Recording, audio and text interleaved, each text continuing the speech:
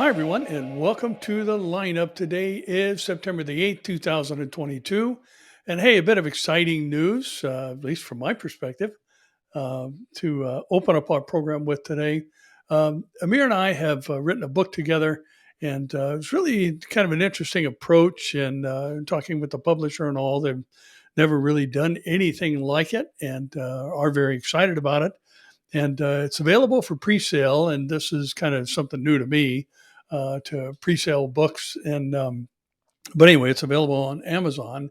And just to give you a little peek at the cover, it's called The Essentials, and it's the essentials to Bible prophecy, obviously. And it's questions that you all have asked, or many of you have asked, I should say. And basically, if we do these Q and A's, we used to do them a little bit more regularly, but with all the travel that's happening again, been a little difficult to do that. But we have taken questions, most frequently asked questions, and answered them in book form. And these are the prominent questions that people have regarding Bible prophecy. And it's broken down into categories. You can look it up in the table of contents and find questions answered on the nation of Israel, on the rapture of the church, on the millennium, on heaven. Everything is broken down, and obviously the tribulation. And everything is broken down into categories. And Amir and I each offer an answer to the questions that viewers have asked. So you can pre-sale order it now. It actually comes out January 3rd. And again, this whole process of working within a publishing system is a bit new to me.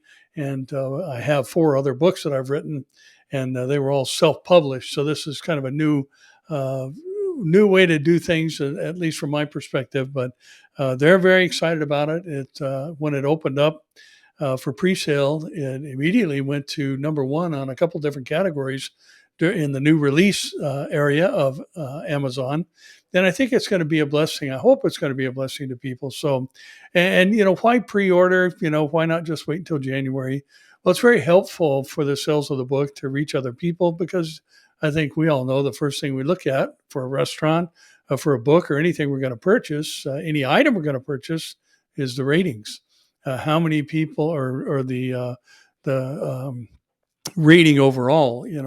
Not reviews yet, because nobody's read it, but those who have read it for proofreading and all that said it's a very good, well-written book and very engaging. And so we are excited about that type of information. But, when you're looking for something on Amazon, you look for how many people, where it is as far as books go, where it is in the placement of all the books on Amazon, and what number it's at. And that tells you a little bit about the level of interest and number of purchases.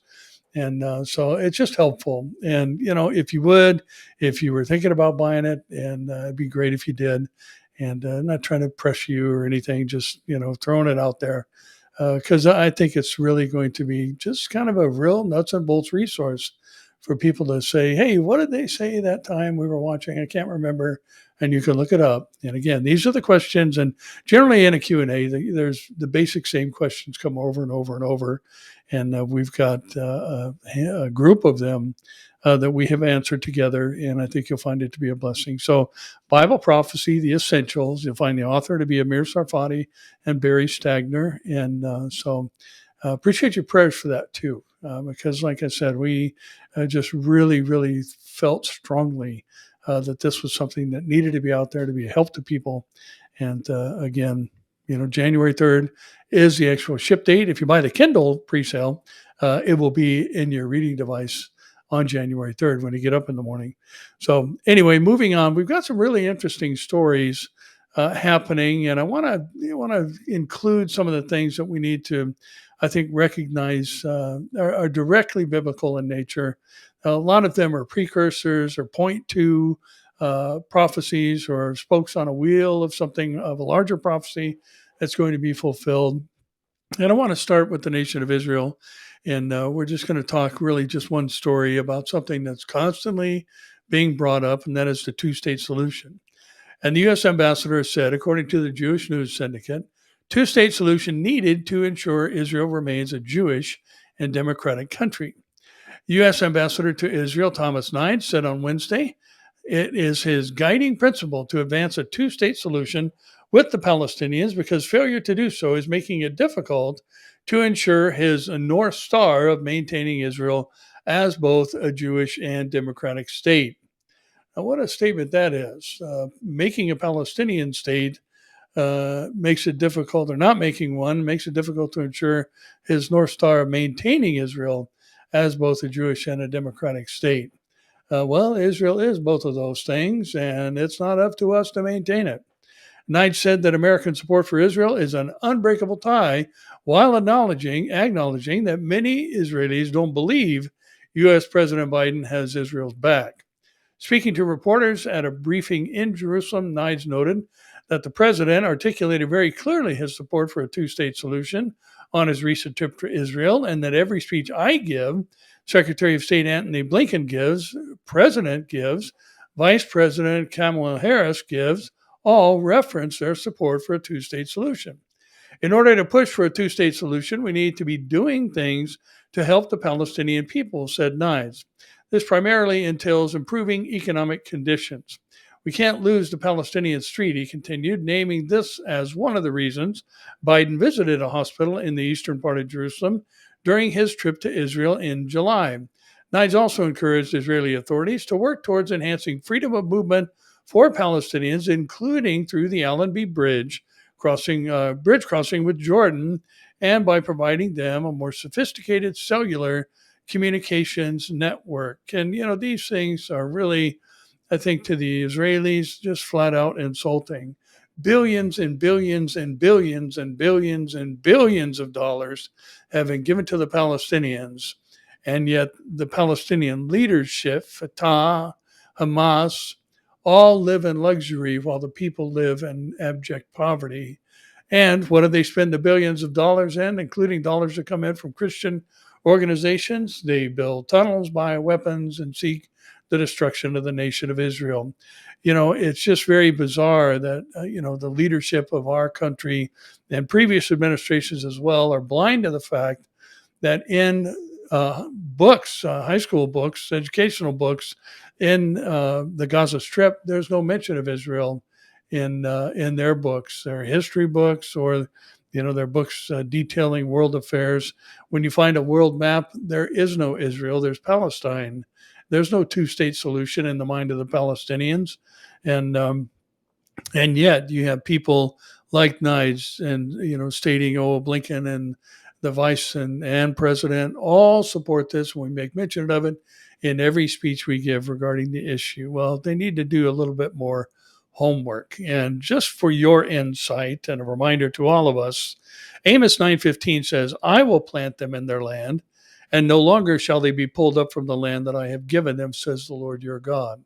There will be no two states. It doesn't matter who supports it or what our country, the United States, or any other country thinks. That's the land God gave the Jews, and he gave it to them as a national homeland, promised them after he scattered them amongst the nations of the earth that he would regather them back into the land that he has given them. And as Jeremiah 31 says, if the waves stop pounding on the ocean shore and the sun doesn't come up in the morning, and then you're going to know that I have cast off Israel from being my people for all that they did.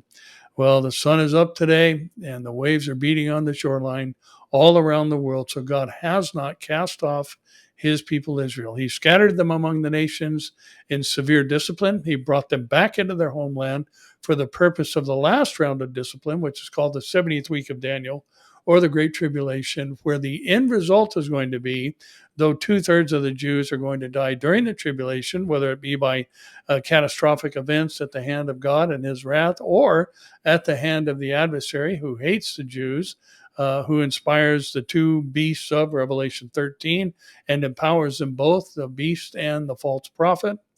However it happens, 2/3 of the Jews are going to die during the tribulation, but 1/3 are going to be saved. And Zechariah 12:10 says, at the end of that severe and final discipline, where the bowls were told in Revelation 16, in them the wrath of God is complete. And the end result is they look upon the one whom they pierced and mourn for him as one mourns for an only son. But being uprooted from the land, not going to happen. Zechariah does say in the scenario of 12 to 14 of the tribulation period of the 70th week of Daniel that the city is going to be divided But this is at a point of the last battle, deep into the tribulation. There's not going to be any two-state solution ever. God gave them a land, and they shall no longer be pulled up. Other translations render that uprooted from the land that I have given them. Well, under the wars and rumors of war category, Business Insider reports that Greece warns another European war could be on the horizon as Turkey hints at the possibility of an invasion.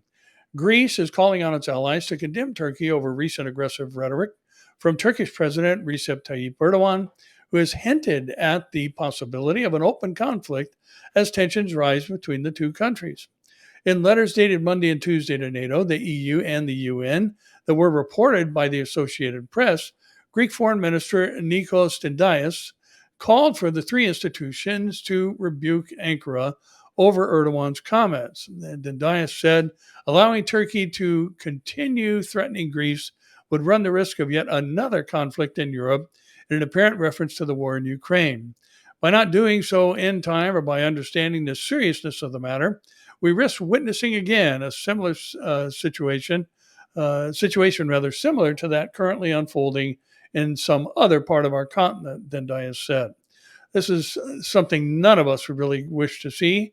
And in a later letter to NATO Secretary General Jens Stoltenberg, the top Greek diplomat said, the Turkish attitude is a destabilizing factor for NATO's unity and cohesion, weakening the southern flank of the alliance at a moment of crisis.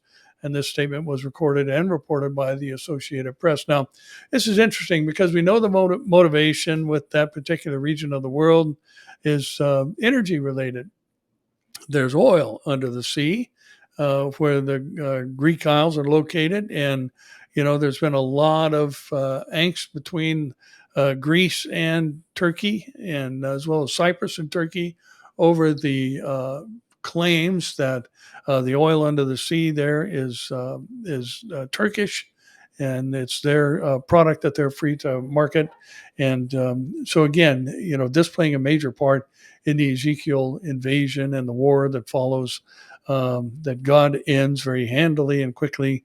Interesting to see that this particular element is again motivating them to bang the war drum and against Greece. American Military News says China is building a robot army, and the Chinese technology company Unitree Robotics is producing dozens of menacing four-legged robot dogs, according to a video showing the robots moving in unison. According to Unitree, the AI-powered robot, dubbed Alingo, has a depth perception vision system, features sports performance, and is capable of adapting to complex terrain.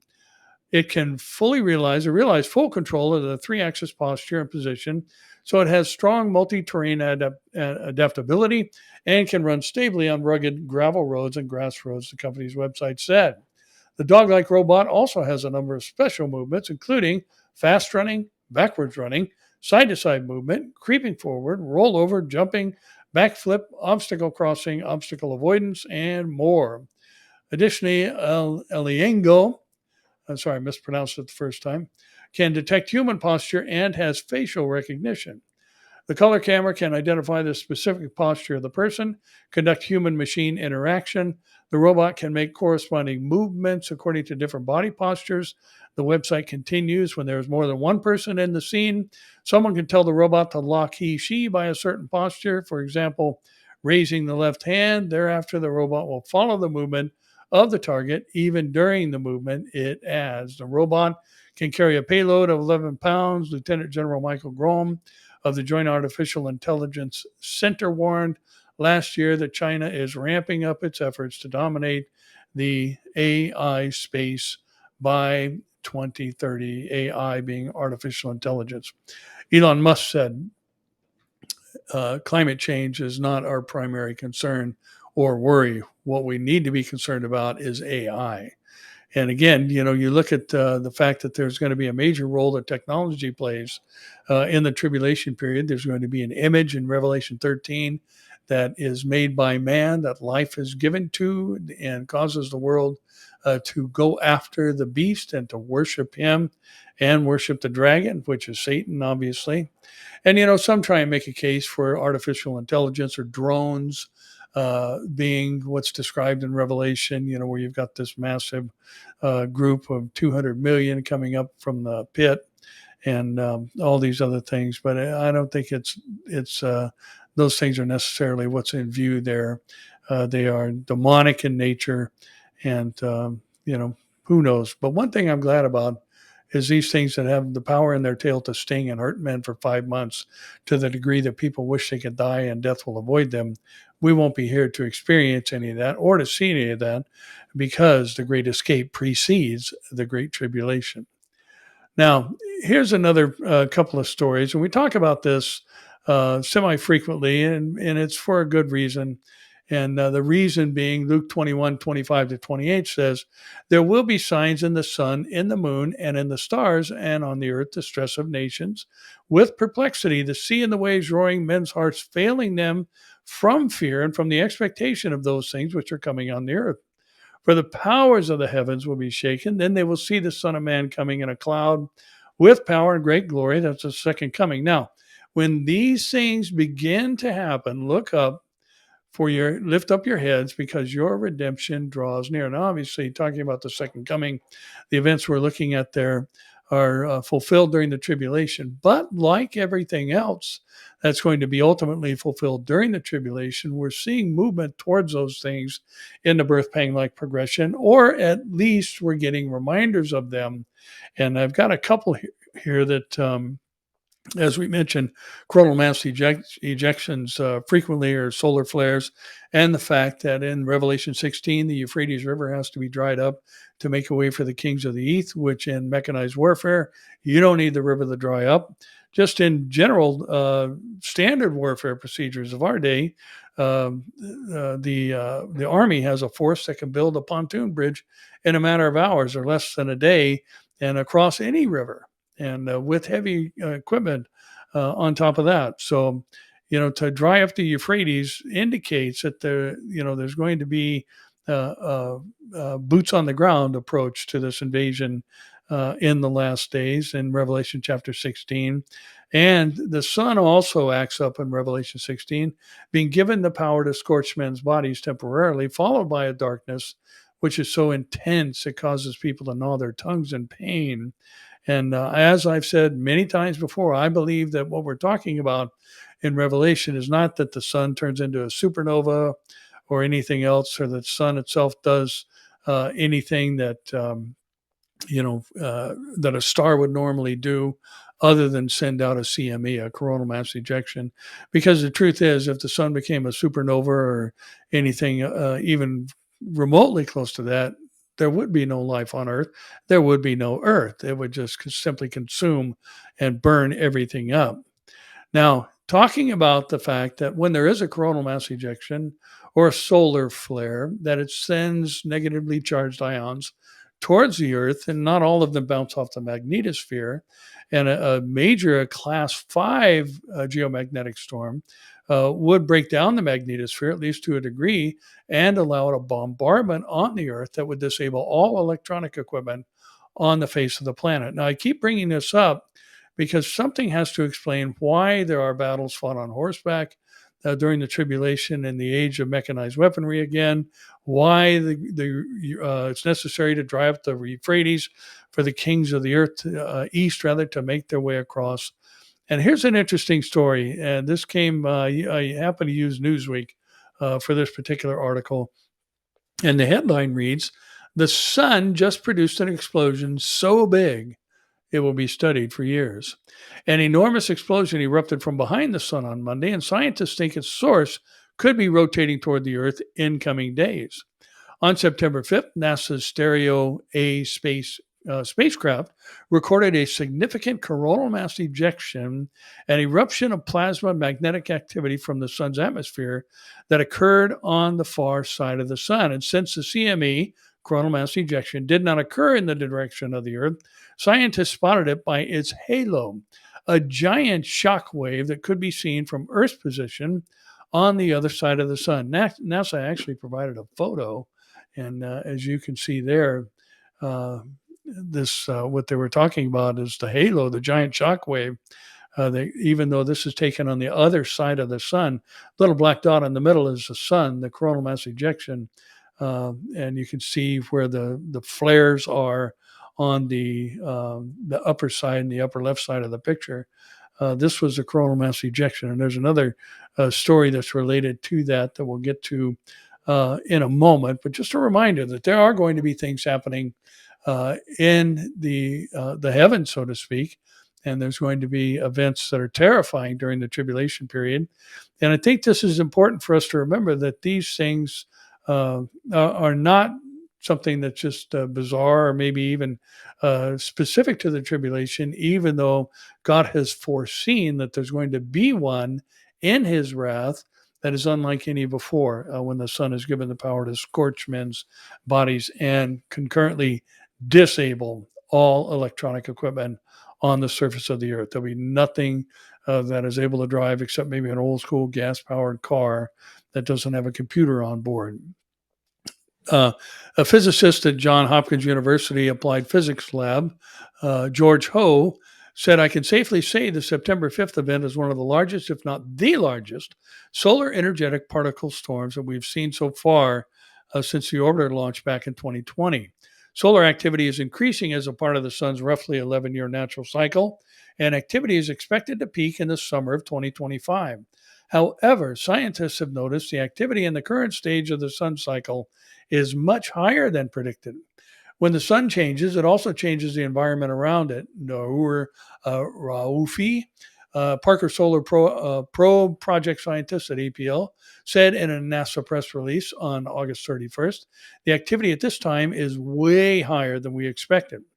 It's thought that the September 5 CME headed in the direction of Venus." We'll talk about that in a moment. And since detecting the solar orbiter detected a wave of energetic particles passing by. Now, the next story comes in related to that CME and what we just read, comes from space.com. Second huge eruption from the sun hammers Venus. Earth's sister planet Venus is experiencing a bout of extreme space weather this week after a giant sunspot not visible from Earth expelled an enormous plasma burst toward the scorching hot planet. On Monday, September 5th, all the things we just read, a sun-watching spacecraft spotted a coronal mass ejection, a CME, a cloud of charged particles erupting from the upper layer of the sun's atmosphere. The corona emerged from behind the sun. And George Ho is again quoted, and the team operating the magnetometer instrument aboard the aircraft tweeted that the CME appears to have largely missed the solar orbiter, although the spacecraft was affected by the energetic particles it delivered. There was a very large number of energetic particles from this event, and the magnetometer experienced 19 single event upsets in its memory yesterday. The magnetometer team said in a tweet, the solar orbiter magnetometer is robust to radiation. It automatically corrected the data as designed and operated nominally throughout. But again, here we have just the sun in its cycle doing something unexpected. And, there's in the solar cycle, there's weaker cycles and there's stronger cycles. And yet, remember what we read from Dr. Ho a couple of moments ago, that expected to peak in 2025. And so if we're seeing this kind of thing, as extreme as it is, and thankfully it was pointed in the other direction, because it would have done exactly what Revelation 16 talks about, maybe not to the degree, and who knows what that's going to be, what level something new, a new level might be created in the ranking system of coronal mass ejections and geomagnetic storms beyond class 5 in Revelation chapter 16. But this was significant, and had it hit the earth, it would have disabled massive numbers of electronic equipment in the part of the earth that absorbed the blow. It wouldn't just be a beautiful and larger aurora borealis. It would have destroyed much of what allows us to live the life we do today. Now, again, staying on the same idea of signs in the heavens, this one is just awesome. And this one comes from Microsoft News. Rainbow rings are appearing in the sky all over the world, and no one knows why. A recent unusual cloud formation in southern China is going viral on the internet, but they are only getting part of the story. In Puning City in China's southern Guangdong province, a beautiful iridescent pileus cloud was seen. A pileus cloud, sometimes called a cap or a scarf cloud, is formed when an updraft within a puffy cumulus cloud meets cooler moisture above it, which causes condensation to form and create these misty rings above the clouds. When the sun is in the right place, refraction and iridescence can also occur in these clouds. The article says, but wait, there's more. This was not the only iridescent pileus cloud to appear in China last week. Other reports placed one in Haikou City, farther south in the Hainan district, which might be either a mistake or an entirely separate incident. It was also not the only incident of this incredibly rare formation in all the world, all in the same week. In a second video, another iridescent pileus cloud makes itself known in the skies over Florida. In fact, given the time difference, it's possible this one appeared on the very same day as the one in Pening. What are the chances? There are some who believe that the appearance of rainbows are a divine sign. In the biblical story of Noah, the appearance of a rainbow is a covenant from God not to flood the earth again. If such rare and dramatic rainbow formations are another sign, we've yet to discern what it is the heavens are trying to tell us. Well, I'll tell you one thing, there is a circular emerald rainbow around God's throne. And here is a shot of the pileus cloud, the rainbow that they're talking about, that has appeared in 3 different places that they know of in the world. A circular rainbow all up in the sky. And I don't know, I'm not one to sensationalize or take something beyond its actual meaning or biblical relation. But God's got a circular rainbow around his throne. And it seems to me through these CMEs and all the other things we're seeing that he's trying to tell us something. You know, I looked at this and I thought, that's just a reminder he's watching and he's in control and he's seeing what is happening here on this earth that has largely rejected him. Now, one more story about signs in the heavens. And you guys know I like to track asteroids and all that kind of stuff. And this one is interesting. And as I've mentioned, there's a great mountain burning with fire in the book of Revelation. And that I believe, and it's thrown down to the earth, indicating it comes from uh, up above. And it's not simply a mountain falling into the sea. When it says it's like a great mountain, it's a solid mass coming into the Earth's atmosphere and having cataclysmic and catastrophic effects. But this asteroid is interesting in nature, and even science and those NASA and others who track this kind of thing found it to be of interest. And the headline comes from the Jerusalem Post, and it says, supersonic asteroid 10 times faster than a bullet is passing by Earth. A small supersonic asteroid flying at 10 times the speed of a bullet is set to pass the Earth on Tuesday, on September 6th, according to NASA's asteroid tracker. Of course, this has now happened. The asteroid in question was designated 2022 QC7. Now, the reason we need to understand why this is important is because 2022 tells you when they first spotted it. Here it is traveling at 27 times the speed of sound, 10 times faster than the speed of a bullet. And they just saw it. And of course, you know, NASA's JPL, Jet Propulsion Laboratory, noted that it is very small and isn't too big. It's got the width of 16 meters to 36 meters, about half the wingspan of a Boeing 767 plane.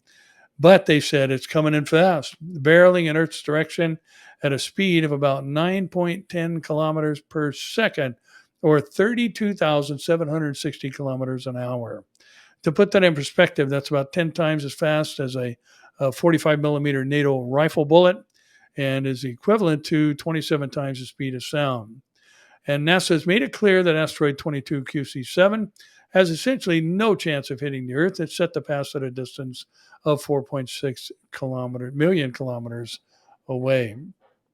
Now, interesting, looking at the fact that this was just discovered, there are asteroids of concern who are floating around out there. And the article goes on to talk about some that are over 300 meters wide, could destroy an entire continent. It's an asteroid over a kilometer in width. and that's asteroid 2001 CB21, which flew past the Earth in early March of 2022 and could trigger a worldwide cataclysm. At its size, asteroid 22 QC7 would at best cause a loud explosion upon atmospheric entry, but as for actual damage, it would be minimal, if any at all, would occur. When is the next asteroid predicted to hit Earth? Not for a long time. At the very least, NASA has declared the Earth free of risk of any catastrophic asteroid impacts for the next century. Well, they just found one out that was traveling at 27 times the speed of sound just this year. So, I mean, that's a statement that nobody could make. You don't know. You don't know what's coming. And, for this one coming in hot, as the saying goes, was just discovered. And it was discovered and then blew right by. And it was traveling so quickly. So, these things, they don't have to be seen in advance. The Bible says that it's going to happen. Both a comet and an asteroid are going to strike the Earth during the tribulation. A comet, because it's comprised mostly of ice, is going to melt as it enters the atmosphere, and basically acid rain like never experienced before on the Earth is going to pollute the world's fresh drinking water supply. And this mountain burning with fire will destroy a third of the ships and a third of the sea life, and just be catastrophic in nature. But they're happening, and these stories are reminders that the Bible says there's going to be signs in the heavens that cause people's heart. Just to break it down, it's going to be so scary during the tribulation, people are going to die of heart attacks. Men's hearts will be failing them from fear over all the things that are coming on the earth. They will be scared to death during the tribulation. So I strongly suggest you skip the whole thing.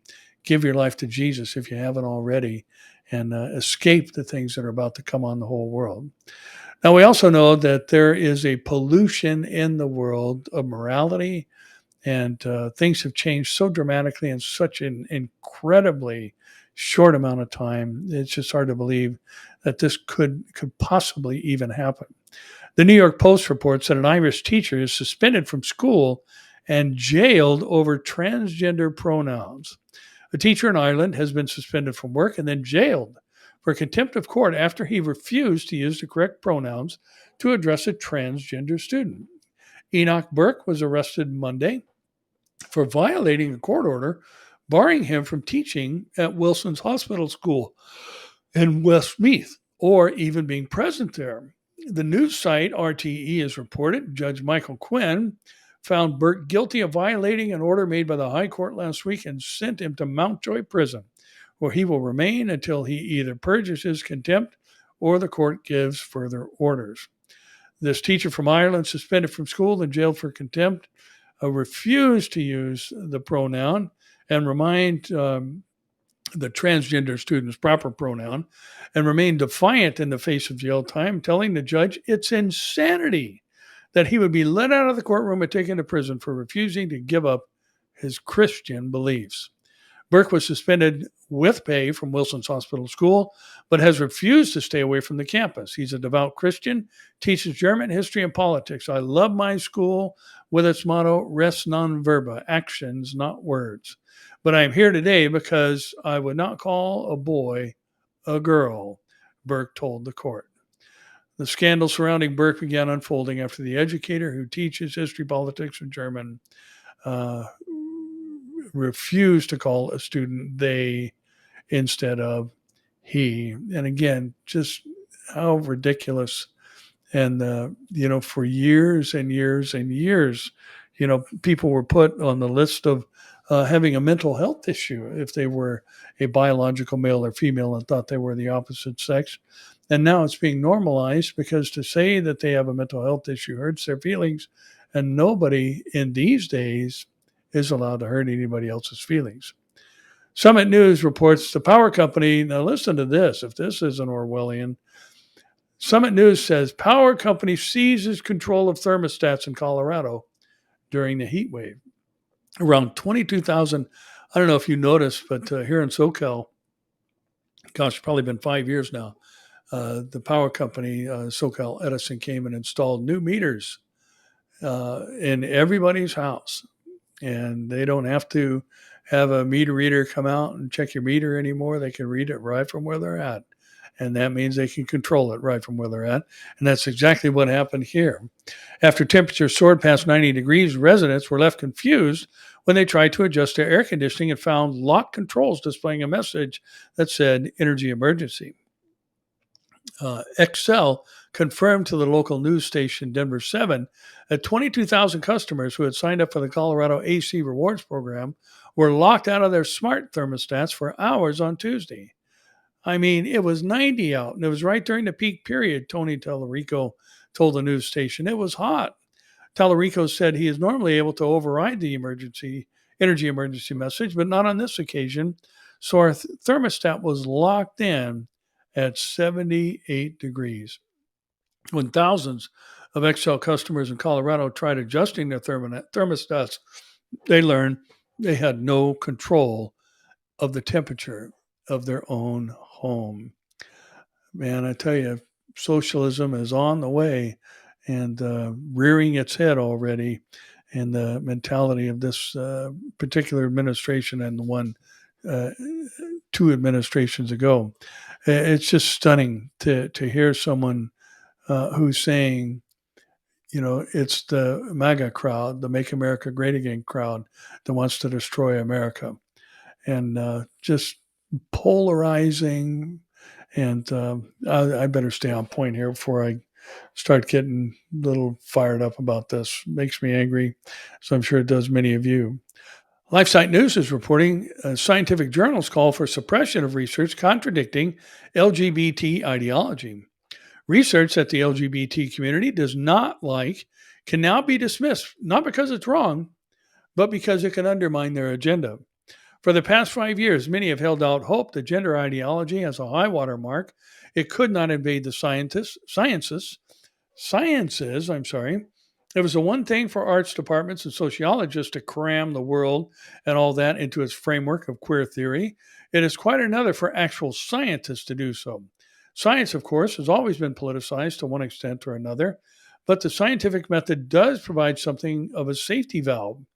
That hope appears to be gone, at least for the time being. In addition to the near total cooperation of the medical community in facilitating sex changes, a scandal on a scale not seen since the eugenics craze, and multidisciplinary peer-reviewed scientific journal, Nature Human Behavior has released an editorial titled Science Must Respect the Dignity and Rights of All Humans, which states point blank that although academic freedom is fundamental, it is not unbounded.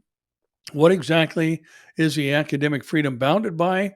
You likely guessed. The authors note that the academic freedom should be restrained by well-established ethics framework to ensure that humans who do not participate in the research cannot be harmed indirectly by scientific research that inadvertently stigmatizes individuals or human groups. Research that does this, even inadvertently, could be discriminatory, racist, sexist, ableist, or homophobic, and is dangerous because it may provide justification for undermining the rights of specific groups simply because of their social characteristics. Now, there's an interesting phrase. It's a social characteristic, not a genetically inherited trait. And again, just unbelievably bizarre. I lost a light here, as you can see. And so we're not going to continue in the dark, but darker. And again, so the scientific community and this one particular journal has vowed that the scientific community is not going to do anything to hurt the feelings of the LGBT community, no matter what the facts are, no matter where the science leads. It's more important that people don't have their feelings hurt. What a disgusting development in the scientific community. It's bad enough they're denying that inside of a mother's womb is a human child and calling it fetal tissue or a clump of cells and things that are obviously untrue. And now they have to add this. We are not going to report on where the science leads because the truth is that, there was the human genome study that actually took 10 years, and they were expecting to find the elusive gay gene, and the gay community was lined up when the scientists and geneticists came and biologists came to announce their findings after 10 years. And boy, were they disappointed when they made the announcement, we found no gay gene. It is exactly what this article said. It is basically a social characteristic. It's something that someone does and feels and all of that. It's not genetic, and it is not just a normal part of any uh, normal society. The Daily Caller says walking around outside the Capitol is now officially insurrection, says a judge. A New Mexico judge permanently banished a county commissioner from U.S. public office Tuesday for insurrectionary conduct related to the January 6th riot at the U.S. Capitol. Otero County Commissioner and Cowboys for Trump founder Coy Griffin was caught on video illegally breaching Capitol security barriers and entering restrictive grounds that day, saying he would wait to enter an enclosed staircase until the mob got this door broke down, according to District Court Judge Francis Matthews' ruling. Matthews said Griffin and the organization were crucially involved in Stop the Steal movement's mobilization efforts beforehand, with Griffin arguing former President Donald Trump should or would stay in office. So this man has now been restricted from running for public office for the rest of his life, or holding public office. Now, listen to this story, and this is a sad state of affairs. And like we talked about last week, how ridiculous is it for the state of California to say by 2035 you can't sell gasoline cars, powered cars in the state of California. And there we hit this big heat wave here. And what do? They say they ask people who drive electric cars not to charge them. How in the world are you going to handle everybody driving an electric vehicle in 2035 when it's just some 13 years away and you can't even keep the power on now? Just more lunacy. But the Gateway Pundit says energy bills are so high in Europe, game shows are making prizes out of energy payments. On the game show this morning, Spin to Win, one of the prizes on the wheel was having your energy bills paid for 4 months. The contestant was asked if he was worried about his energy bills. He responded by saying, yeah, I've got one of these prepayment meters and it's absolutely murder. And the benchmark European gas prices have risen by nearly 350% this year. German and French power contracts have leapt by 540% and 790% respectively. And if Americans, political commentator Mike Cernovich said, had energy bills go up 10 times, that would be the end. You wouldn't be able to pay unless Europeans have extremely high savings rates. It's going to be a mess. Your winnings on a game show is having your utility bills paid for 4 months. What a mess we are in. The Epoch Times is reporting young adults are dying in record numbers, but not from COVID-19. Nurse educator Dr. John Campbell is sounding the alert on a wave of unexplained deaths. According to the government data that Campbell has reviewed, many more people are dying than would be expected based on averages from the last 5 to 7 years and averages from years prior to COVID. Many of these excess deaths are occurring in young, otherwise healthy adults. Campbell has 2.44 million subscribers on his YouTube channel and recently shared more government data showing that young and healthy people are unexpectedly dying and not from COVID. In the first week after Campbell posted one such video, Excess Deaths, the Data, on August 28th, it had garnered 916,000 views and more than 20,000 comments. The stats show that far more deaths than usual, at least 1,000 a week in the UK alone, have been occurring. And these excess deaths are not from COVID. According to the Parliament of Scotland, excess deaths have been up 11% for the last half year. While a spike in winter death due to COVID mortality was expected in the last 6 months after the winter bump was over, there was still a considerable excess mortality. These excess deaths have been occurring in every age group, including healthy young adults. Campbell pointed to the June 22nd peer-reviewed study in the European Journal of Preventive Cardiology that showed 80% of sudden deaths in young athletes occur in people with no prior symptoms or family history of heart disease. And without those red flags to watch for, it's not possible to use preventative testing to screen for those who might be vulnerable. And according to Professor Paul Hennigan, director of the Center for Evidence-Based Medicine at Oxford University, the trend of excess deaths started to increase noticeably in the UK around the end of April 2022. The UK reports that these excess deaths are the result of circulatory issues, diabetes, and cancer. But as Campbell was quick to point out, that doesn't explain the precipitating factor. The pattern is similar in many other countries. If this trend continues, these excess deaths will outstrip COVID deaths by the end of this year. Did you get that? People just dropping dead. And people are now calling for a large-scale national and international investigation of this excess mortality using data from death certificates and physician notes, as well as postmortem exams done by pathologists who specialize in uncovering the underlying causes of unexpected death.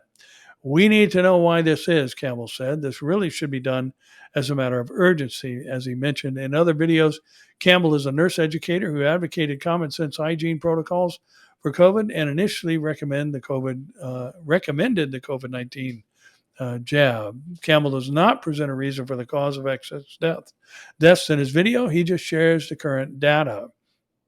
Now, obviously, the elephant in the room, the article goes on to say, is vaccines.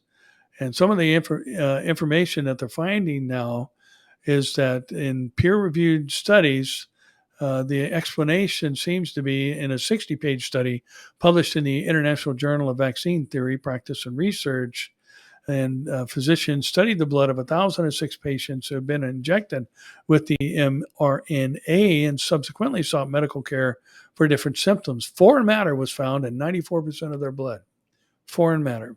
This dovetails with the experience of some professionals responsible for readying bodies for funeral rites. Several embalmers across the United States have observed many large and sometimes long fibrous and rubbery clots inside the corpses they prepare for burial. Not yet known if the cause of what appears to be a new clotting disorder is from infections or vaccines against the infections or something else. And Campbell pointed out that over the past 2 years, many of the people who would have died naturally from old age or other natural causes instead died from COVID, which disproportionately affected older adults than those with underlying health problems. Since these people have already died, excess death rates should actually be lower than average now. However, instead of seeing a drop in non-COVID related deaths, these deaths are rising. Interesting how many things are now being found out after all of the restrictions by social media and Twitter and just all these other things for saying, hey, these things may not be good. And it seems to be there's some research that presents things in a little more negative light than just poking everybody in the arm as fast as you can. And now here we go. We've got thousands and thousands of unexplained deaths of young people happening all around the world in these bizarre blood disorders. Now, here's another story, that shakes the moral tree, so to speak, and I think is aggravating and frustrating to us all. And it comes from the Daily Caller. And a children's hospital promotes sex toys and gender-affirming tools for schools. A model policy drafted by the hospital advises school districts that they're not legally obligated to tell parents of a student's pronouns and name unless a student advised them to do so. A Chicago Children's Hospital partnered with local schools to promote sex toys and gender-affirming items, according to documents obtained by the City Journal. The Lurie Children's Hospital of Chicago partnered with 4 school districts, including District 75, 120, 181, and 204, to teach gender diversity, according to hospital documents. As a part of the Beyond Binary lesson, the hospital pushed an LGBTQ sex shop for teens to the schools, which sells various sex toys, including things I won't mention. And the presentation also pushed a binder exchange program that provides free chest binders to biological women who can afford them to help them transition as long as their chest causes gender dysphoria. And again, this is a hospital who's supposed to take care of children, who is promoting an agenda that has absolutely no scientific basis behind it whatsoever. It is part of the strong delusion that is coming upon the world in the last days that readies the world to receive and worship the Antichrist, the man of sin. And listen, we live in interesting times, there's no question about it. But we again have a hope that is greater than all of the bizarre things that we see happening in our world today. And there's every reason for us to be looking up and believing that our redemption is nigh, and expecting the redemption of the bodies of the dead in Christ to rise first. And then we who are alive and remain will be instantaneously transformed into immortal, incorruptible beings and forever be with the Lord. And that's really what this program is about, just pointing to the fact that everything the Bible said would be happening prior to the rapture of the church and the ensuing tribulation is happening right now. But the most important thing is it's happening with the Jews in possession of Israel, specifically all of Jerusalem. That's a necessity, a prophetic necessity for the narrative to advance forward. And now here we are in the mid-70s, 74 years beyond the rebirth of the nation of Israel. And Jesus said the generation will not pass away until all things take place. Who sees that fig tree, but again, the fig tree representing Israel. So time is short. And as always, I encourage you, tell people about Jesus. He's the only one that can save them. And again, living in perilous times is not an easy thing. But we do not lose hope, and we certainly don't have fear because God hasn't given us that spirit. 2 Timothy 1:7 says, but he has given us a spirit of power, love, and a sound mind. And remember, now abide, 1 Corinthians 13:13 says, and now abide these three, faith, hope, and love. But the greatest of these is love. Let's love people enough to tell them about Jesus, who's willing and died to save them. Well, that's it for this week. And sorry about the blackout. Apparently, my one light on this side of my office had its own rolling blackout, and we'll be back full power next week. Well, actually, I'll be broadcasting next week from Dallas, Texas. So please be praying for myself, Pastor Jack Hibbs, Pastor Michael Lay, and of course, my dear brother Amir Sarfati, as we'll be in Dallas for a prophecy conference and a Waiting His Return conference, both on Friday and Saturday. You can watch it live from the Behold Israel page, and I'm sure Birchman Baptist Church will be live streaming it. You can look them up, and we'll be with dear brother Dr. Bob Pierce there. And so looking forward to being back. I think this is our third year in Dallas in a row for a prophecy conference. So again, the conference actually sold out in like 90 minutes or something like that.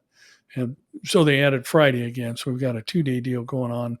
But I think it's only Saturday that's going to be streamed. But anyway, you can watch it on the Behold Israel platforms, both YouTube and their Facebook page. So again, let me remind you, if you want to take a look at it, Bible Prophecy, The Essentials, questions answered, questions you ask, answered by Amir and myself, and would greatly appreciate it if you'd consider maybe a pre-order and keep us up in a placement that would garner interest and cause exposure for the book to get out there and be a help to people. So, well, that's it for this week. And who knows what's going to happen next. It's a very interesting world we're living in. So all I can say is I'll see you here, there, or in the air. God bless you.